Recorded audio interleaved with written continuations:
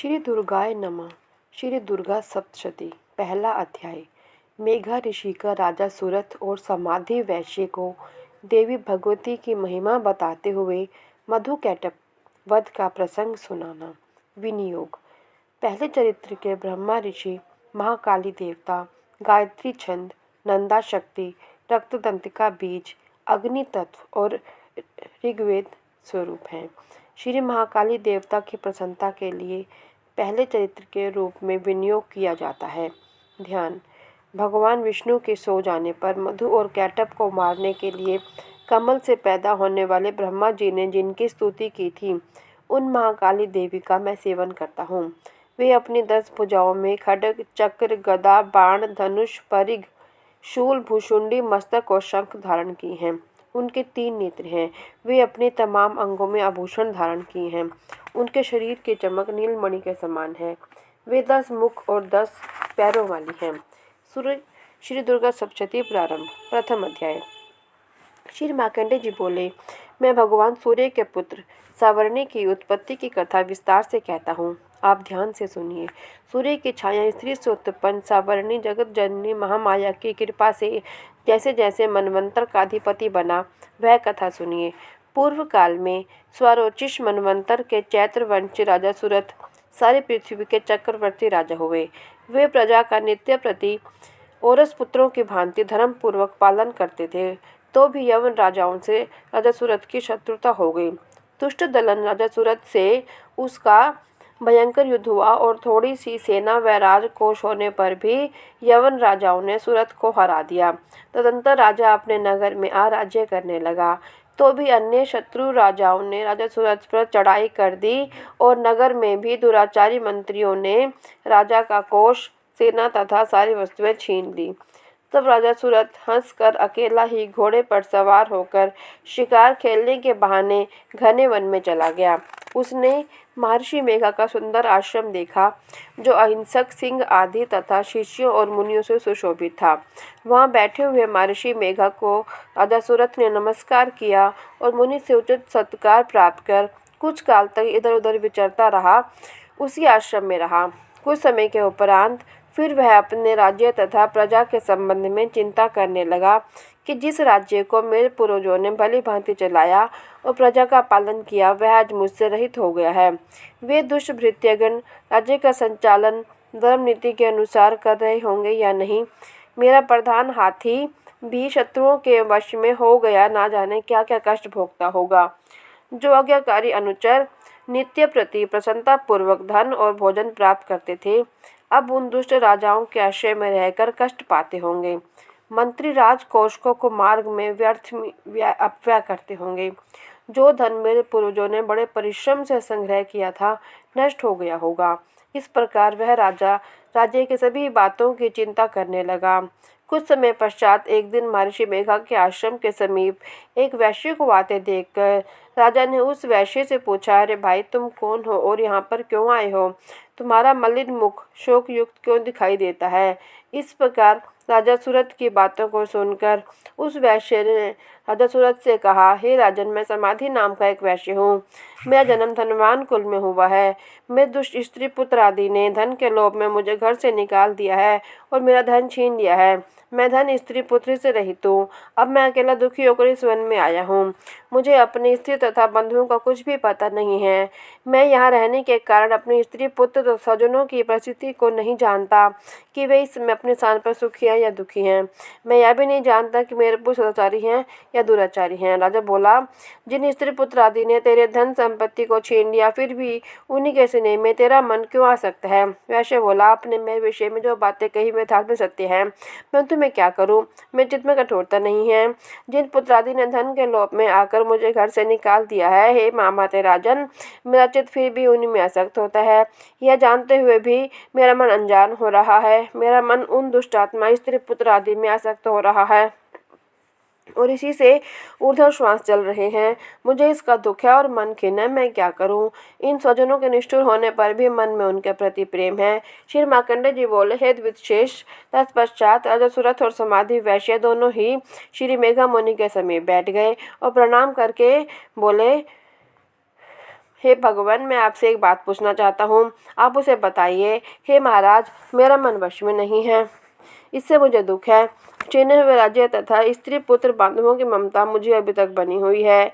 हे मुनि श्रेष्ठ, यह जानते हुए भी क्यों मेरा स्नेह ज्ञानियों की भांति उनसे विशेष बढ़ता जाता है और इस समाधि वैश्य को इसके स्त्री पुत्र आदि ने त्याग दिया है तथा इसे घर से निकाल दिया है। यह भी उनमें अत्यंत आसक्त रहता है। इसी तरह हम दोनों बहुत दुखी हैं। हे महाभाग, उनके दोषों को जानते हुए भी हम दोनों का हृदय उनके प्रति मोह में आसक्त रहता है। इतना ज्ञान होते हुए भी ऐसी मूढ़ता क्यों है? हम दोनों को ज्ञानियों की भांति मूढ़ता क्यों उत्पन्न हो रही है? महर्षि मेघा ने कहा, हे महाभाग, विषय मार्ग का ज्ञान समस्त जीव जंतुओं को है। इसी प्रकार विषय भी उनके पृथक पृथक होते हैं। कोई प्राणी दिन में नहीं देखते, कोई रात्रि में नहीं देखते, कोई जीव दिन रात में समान दृष्टि से देखते हैं। सभी पुरुष ज्ञान युक्त हैं, यह सत्य है, इसमें संदेह नहीं। केवल इनमें ही नहीं, केवल सभी पशु पक्षी मृगादि में भी मनुष्यों की भांति ज्ञान होता है। यह स्थूल ज्ञान है। जैसे मनुष्य में आहार आदि की इच्छा उत्पन्न होती है, वैसे ही पशु पक्षी में आहार विहार निद्रा तथा मैथुन की इच्छा उत्पन्न होती है। ज्ञान होने पर भी पक्षियों को तो देखो, ये स्वयं भूखे होने पर भी मोहवश अपने बच्चों की चोंच में स्नेह से दाना डालकर प्रसन्न होते हैं। मनुष्य भी अपने पुत्र पौत्रों के साथ इसी प्रकार का व्यवहार करते हैं, किंतु वह पालन पोषण का बदला लेने की इच्छा से कि जब हमारी वृद्धावस्था आवेगी तब हमारा पालन वे करेंगे।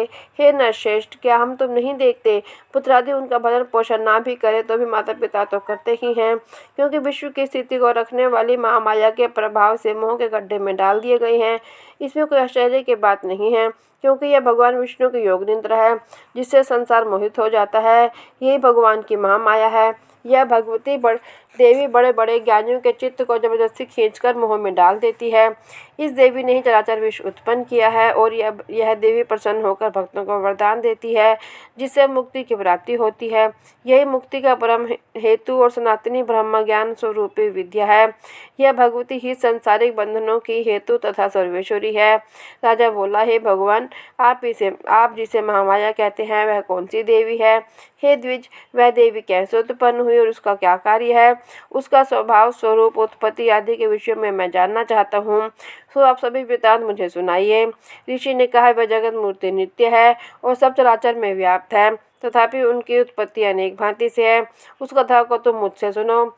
यह भगवती देवताओं के कार्य सिद्धि के लिए उत्पन्न होती है और जन्म होकर भी उत्पन्न कहलाती है। जब भगवान विष्णु संपूर्ण विश्व को त्याग अंत में जल ही जल करके योग निद्रा में शयन कर रहे थे, उसी समय विख्यात मधु और कैटप नाम के दो घोर असुर भगवान विष्णु के कान के मैल से पैदा हो ब्रह्मा जी को मारने को तैयार हुए। वही ब्रह्मा जी जो विष्णु भगवान के नाभि कमल में स्थित थे, उन दोनों भयंकर असुरों को मारने आते देख कर और भगवान विष्णु को सोता हुआ देखकर योग निद्रा के प्रसन्नार्थ एकाग्र मन से स्तुति करने लगे, ताकि भगवान विष्णु के नेत्रों से भगवती योग माया अपना प्रभाव हटा ले और भगवान जाग पड़े। वह योग माया विश्वेश्वरी जगत माता स्थिति सहार करने वाली भगवान विष्णु की अतुल तेज वाली निद्रा स्वरूपा अनुपम शक्ति है। ब्रह्मा जी बोले, हे महामाये, आप स्वाहा हो, आप स्वधा हो, आप ही वष्टकर स्वर हो, अमृत भी आप हो तथा नृत्य अर्ध मात्रा भी आप ही हो। हे देवी, आप ही संध्या सावित्री और संसार की जननी हो और है मातेश्वरी, आपने ही सारे संसार को धारण कर रखा है तथा इस विश्व को रचने वाली आप ही हो। हे देवी, विश्व का पालन और संहार करने वाली आप ही हो। रचना काल में सृष्टि रूप तथा पालन काल में स्थिति स्वरूप आप ही हो। हे जगन में इस विश्व के संहार काल में आप संहार स्वरूप हो। आप महाविद्या, महामाया, महामेघा, महास्मृति और महामोहा, महादेवी, महाश्री हो। हे मातेश्वरी, आप इस समस्त चराचर के तीनों गुणों को उत्पन्न करने वाली प्रकृति हो। आपकी काल रात्रि, महारात्रि तथा दारुण मोहरात्रि हो। आप ईश्वरी और बुद्धि की बोध स्वरूपा हो। लज्जा, पुष्टि, तुष्टि, शांति, क्षमा आप ही हो। और हे मातेश्वरी, आप खड्ग, शूल, घोर, गदा, चक्र, शंख, धनुष, बाण, भुषुंडी, परिघ आदि अस्त्र शस्त्रों को धारण करने वाली हो। हे देवी, आप ही सौम्य सौम्यतर हो तथा संसार में आप ही अति सुंदर हो, पर तथा अपरों में श्रेष्ठ हो। तुम ही परमेश्वरी हो, अखिलात्मा के सत्य और असत्य जो कुछ जहाँ है उन सब की शक्ति आप ही हो। मैं आपकी प्रार्थना कैसे करूं? जो इस विश्व की रचना, पालन और संहार करता है, उन भगवान विष्णु को आपने अपनी निद्रा के वश में कर लिया है। फिर भला बतलाइए, और कौन आपकी प्रार्थना करने में समर्थ है, जबकि आपने भगवान विष्णु ईशान तथा मुझसे यह शरीर ग्रहण कर लिया है। अतः कौन मनुष्य या देवता आपकी स्तुति करने में समर्थ है? आप तो अपने प्रभाव से प्रशंसित हो। मधु और कैटप नाम के इन महादुष्टों को अब आप मोह लीजिए और जगदीश्वर भगवान विष्णु को जगाइए। इन दोनों महान असुरों का संहार करने के लिए भगवान को बुद्धि दीजिए। ऋषि बोले, इस प्रकार जब ब्रह्मा जी ने मधु और कैटप असुरों के संहार के लिए तथा भगवान विष्णु को जगाने के लिए तामसी देवी की प्रार्थना की, तो उसी समय भगवान विष्णु के नयन, मुख, नासिका, भुजा, हृदय और वक्षस्थल से निकलकर अव्यक्त अजन्मा योग माया ब्रह्मा जी के सम्मुख उत्पन्न हो गई और योग निद्रा से मुक्त होने पर भगवान जनार्दन जाग पड़े। तदंतर भगवान विष्णु ने उन महापराक्रमी वीर्यवान मधु और कैटप असुरों को देखा। ब्रह्मा जी को खा जाने के लिए जिनकी आंख से आक्रमण हो रही थी, तब भगवान विष्णु ने शेष शय्या से उठ उन असुरों से 5000 वर्ष तक भावयुद्ध किया। अति बलशाली और उनमें दोनों असुरों को महामाया ने मोहित कर रखा था। अतः दुष्टों ने भगवान से कहा, हाँ, तुम्हारी वृथा से संतुष्ट हैं, तुम हमसे वरदान मांगो। भगवान ने कहा, यदि तुम मुझ पर प्रसन्न हो तो मेरे हाथ से तुम्हारी मृत्यु हो। मैं तो केवल यही वर चाहता हूँ। ऋषि ने कहा, इस भांति जब भगवान विष्णु ने उनसे भी यह वरदान ले लिया, तो वे भगवान से कहने लगे कि हमें सर्वत्र जल ही जल दिखाई देता है, इसलिए हे भगवान, हमारा वध उस स्थान पर कीजिए जहाँ पृथ्वी पर जल न हो। ऋषि मेघा ने कहा, तब भगवान विष्णु ने शंख, चक्र, गदा धारण किए और उनसे तथा अस्तु कहकर दोनों के सिर अपनी जंघा पर रखकर काट दिए। इस प्रकार यह महामाया देवी श्री ब्रह्मा जी की स्तुति करने पर स्वयं प्रकट हुई। इति मधु कैटप वध नामक पहला अध्याय समाप्त।